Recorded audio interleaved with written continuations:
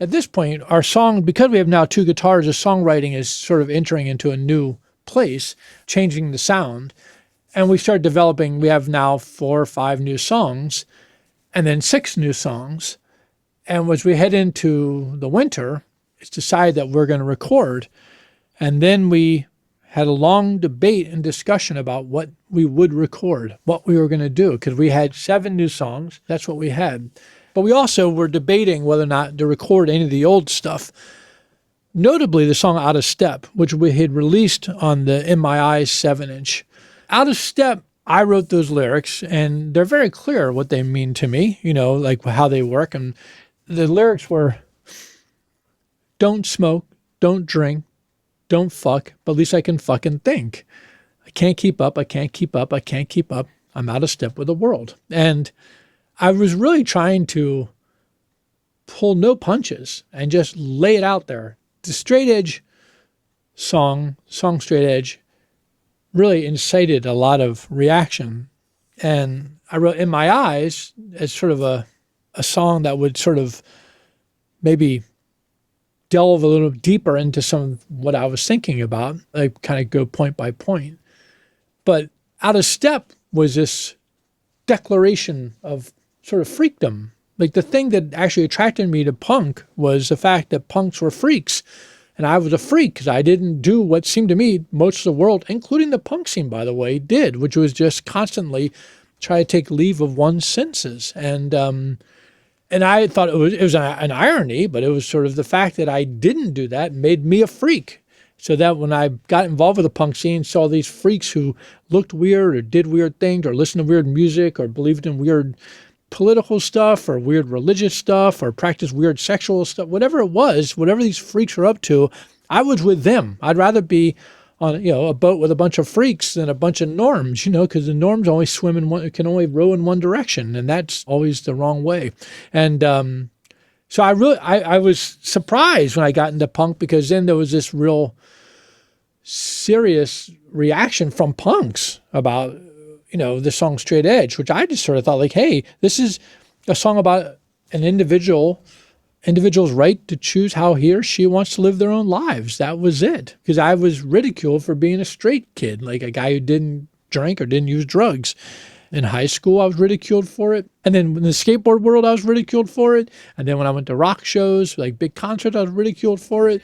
And then when I got to the punk scene, I was also ridiculed for it. But I was an angry person. I didn't give a fuck whether people really, I'm just going to sing this song. So I wrote Straight Edge, and then it got such a huge response. Like, people, in our first tour, we'd get to towns like, Dallas, and some gang of tough knuckleheads would come up and say, like, we're Round Edge. What the fuck are you going to do about it? Or they would, literally attacked on stage a number of times. It was sort of par for the course in that era, but having people try to beat your ass while you're singing, that was, as we used to say, that's every day. And, so I wrote the song In My Eyes is more of I kind of broke it down more, going to details, and then Out of Step, which was this, I thought, almost like a koan, like a Buddhist thing, like just sort of like, here's a little riddle for you, but also super direct. And when we work on the In My Eyes 7-inch, the lyric sheet, Jeff was designing it here at Discord House. And when he did the lyric sheet, he showed it to me, and he had put in the lyrics are, don't smoke, don't drink, don't fuck, at least I can fucking think. And he had put in parentheses the word I in front of each of those first 3. I don't smoke, I don't drink, I don't fuck, at least I can fucking think.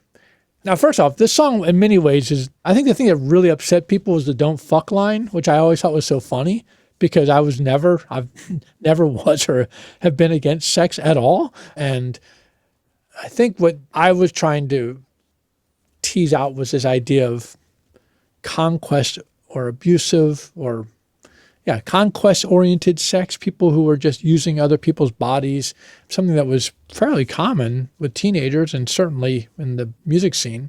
And would often say that, nobody had any problem parsing the nuance of the word drink. They didn't think that I was against fluids. But when I said fuck, they thought that I was a celibate, which I was not, and had never advocated.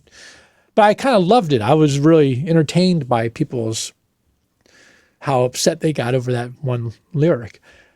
Anyway, Jeff came down with this lyric sheet and showed it to me. And I said, why are you putting the word I in parentheses? The fourth line qualifies the first three.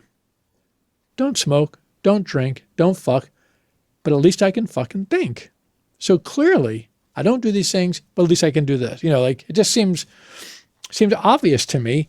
Anyone who reads the lyrics, why? And he said, he was saying, people think you're sending out orders, and I'm trying to soften that. I go, I don't give a fuck what they're thinking. That's not the word. The words are this, this, this, and this. And I go, and this is a qualifying line, and that's the way Anyway, the argument was going on. And eventually Jeff said, we just want to make sure that people know that it's you. Like, in other words, it's not that you don't do those things, but we might.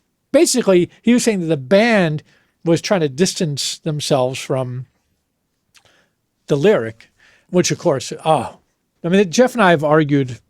We've known each other since high school, and we've argued so much over the years that was just one of the millions of arguments we've had. But it was such a stunning revelation. So the song was controversial, even within the band.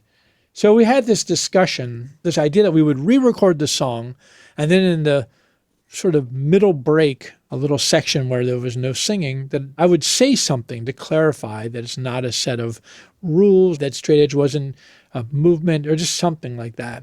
So that song was considered. We would maybe do that song. But then what to do with the fact that we only have 7 new songs and maybe out of step, which total in time, say, maybe 18 or 20 minutes, maybe, I don't know, not that long, maybe 15 minutes. And it had to be a 12-inch. It couldn't be a 7-inch, which would be our first 12-inch. The music was too long for a 7-inch. We discussed the idea of maybe putting the 2 singles on the A side and then put the new songs on the B side, which would fit on one side. Be a little cramped, but it would work. Lyle and Brian were emphatically against that. They did not want to reissue.